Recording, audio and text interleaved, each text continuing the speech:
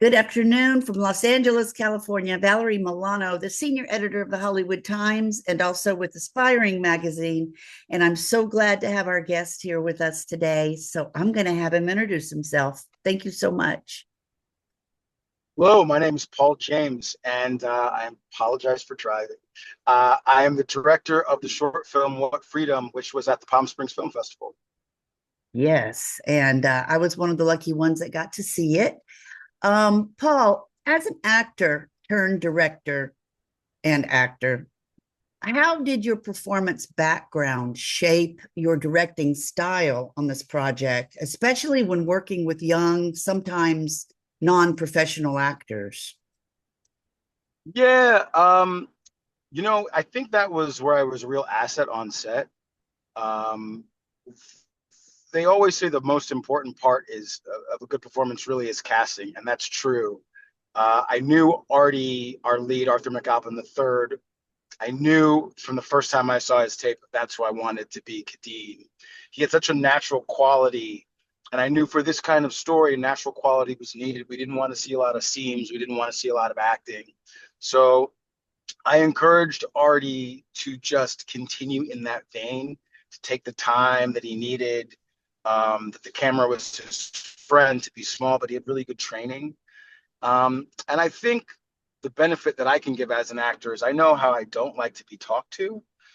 So instead of telling an actor how I would do it, which I think can be the challenge as an actor director, I was able to, if I needed notes, to just get actors to think about things that maybe they wouldn't think about.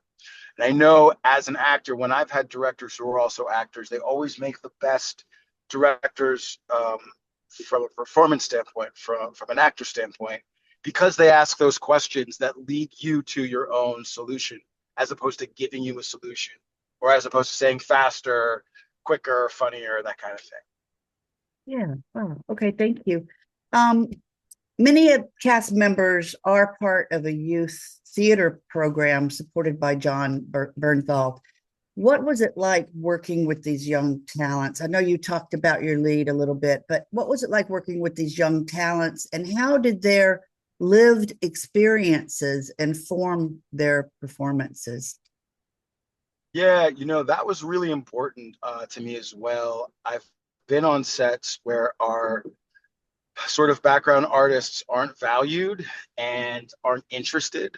So one of the things that I did like the couple nights before we started shooting is I gave them all bios, and I gave them all, other people that they are allied with, people that they don't like, so that in every scene they could be activated. And I think they took that and really ran with it. I know that it kept them alive and made the process fun.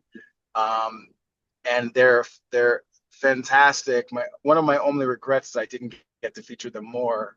When you're doing a short, you really do have to cut so much and get things down. Um, our original cut was like 22 minutes, and we're down to 16 minutes, and it's much leaner and better that way. But we did have to lose some good stuff, especially from them. But yeah, and also because they were activated, they were able to keep Kadeem and Chris, our two leads, activated and a part of it. And it was really cool. Some of these guys were just starting in their acting process. Some of them were a bit far along. Um, I actually want to do another project with one of the guys who was on set. I haven't talked to him about it yet, but you have your eye out when people are giving you a good performance, even if they're not the lead. Um, so they were really able to create so much atmosphere that was important. And as a first time director, I will say my AD, my first AD, was also really helpful in getting good performances out of them and pointing out what things that we might need them to do that my focus wasn't necessarily on. So that was also, I'm really thankful for that. And I really would like to work with those guys again, because I think there's a lot of potential, and I'm thankful to Bojangles and John Berthal's program for getting us connected with some of them. Nice. And continue the casting. Ashley Park brings not only her acting talent, but also her real world experience in working in juvenile detention centers. How did that influence the authenticity and the perspective of the film, or did it? Yeah, I think it did. I think it led her to get to giving a real grounded performance. She came in having been in juvenile detention, having been around those kids, because she used to volunteer, I believe, in college. So it was a real personal project for her. And she was wonderful and very directable. She took a note like fish takes to water. I can't wait to work with her again. Um, and I think it's like I've seen some of her work and I'm a big fan, but this I think she can do so much more than what she's shown just by how she was on set and how she was able to take it out and be so nimble. I'm excited to work with her again too if I had the honor. Well, just one more question about the social impact and the real world relevance. The writer, Megan Best, helped pass legislation protecting children under 12 from arrest in California.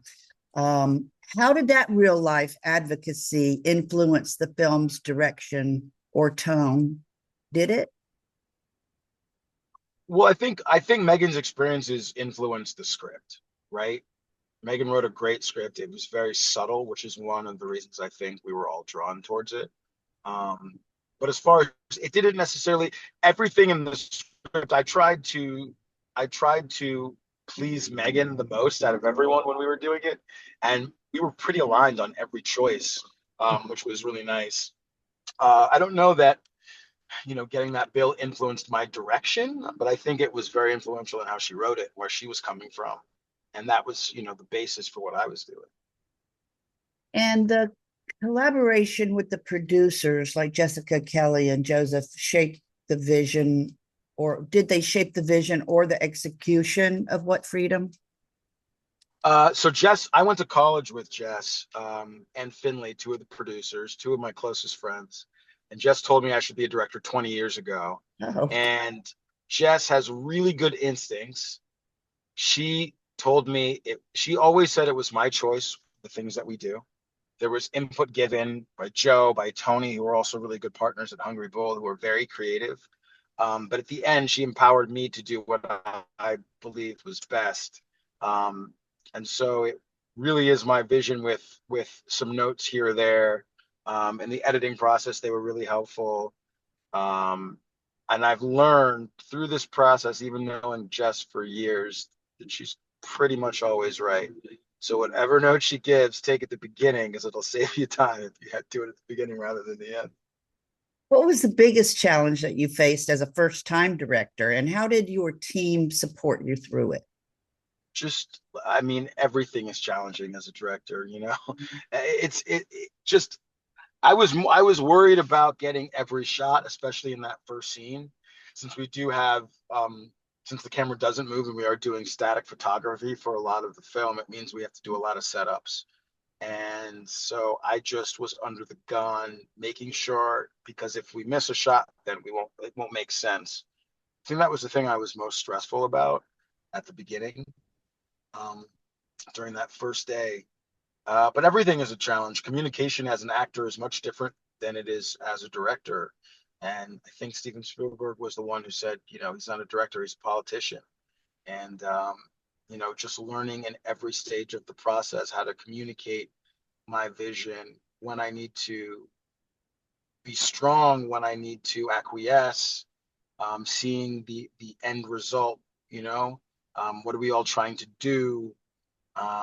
So yeah, it was very challenging, but it was also very rewarding. And I think that there's a lot of lessons that I learned on this one that I'll be better the next time. I hope that's what we're always doing. We're always trying to get better for the next one. Well, that's kind of leads me to my next question. What's next for you as a director? And are there Yeah. future projects continuing to explore themes of justice or youth empowerment? Yeah, I've got some ideas, and we were talking a lot this weekend in Palm Springs about them with the producers. For me, it's seeing what they'd be interested in. I'd like to work with Lady Slipper and Hungry Bull again. I have another idea that is, I think I like films to have a message, because if there is a message to the film, if there's a theme, then I can build off that creatively, right? We can have costumes, we can have camera all telling the same story of that theme, right? So if this one, if Kadeem is imprisoned by the camera and the camera doesn't move, when the camera finally does move and we feel that he's sort of getting freedom, we'll feel that more. So I like a thing that I can build on. I'd love to explore maybe something that's going on with ICE right now and some immigrants. That's an idea I have. I'm eternally interested in capitalism as a concept, and how capitalism is ruining things and how it is helping things at the same time. I feel like the projects I have in my mind are all going to be dealing with some pretty heavy themes. And we'll just see what we get off the ground, and we'll see what people are interested in and what comes out. Have you thought about expanding What Freedom into a feature or perhaps sparking a broader educational initiative at all? Yeah, I think that's going to be a Megan. That's more of a Megan conversation. If she wants to do it, I'm game. If she wants to leave it, I'm game as well. There's a couple ideas that have been batted around.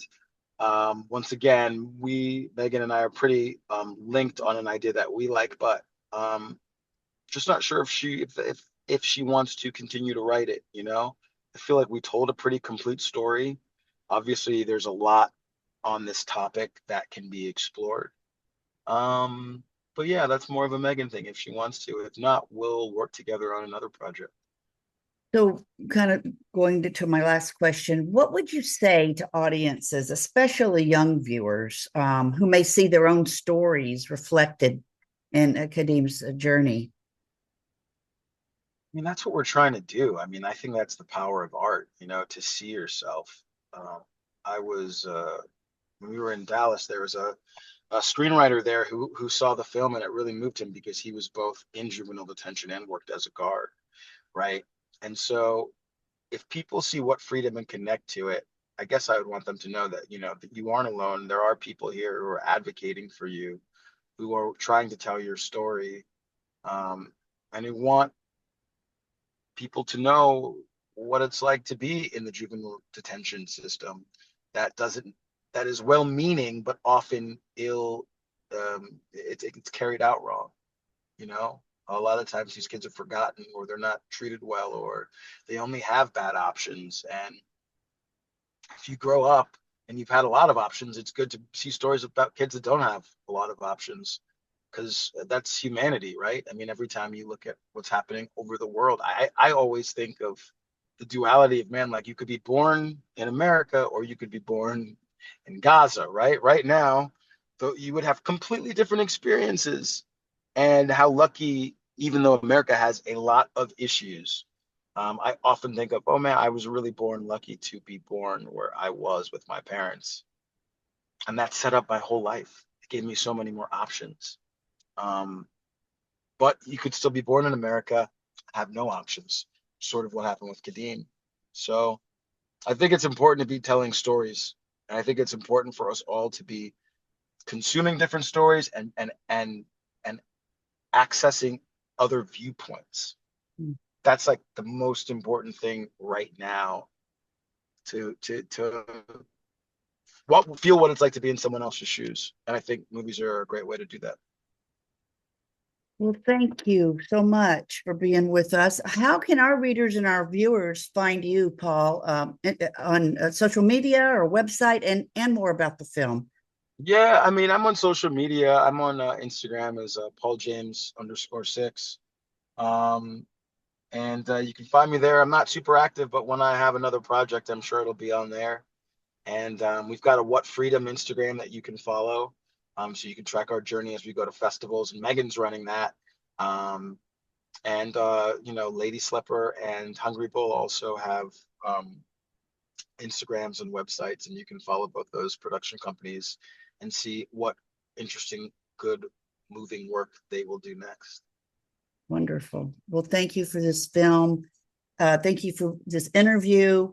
And please keep us posted on whatever else you're doing next, please. And We're thank you for taking the time. I appreciate you yeah, speaking. thank you. Um, Our website's the hollywoodtimes.today. Our YouTube is the Hollywood Times Official. And hopefully one day we can meet in person rather than just virtually like this. So I'd love to. thank you so much, Paul, and the best of All luck. right. All Take right. care. Thank you. Bye-bye.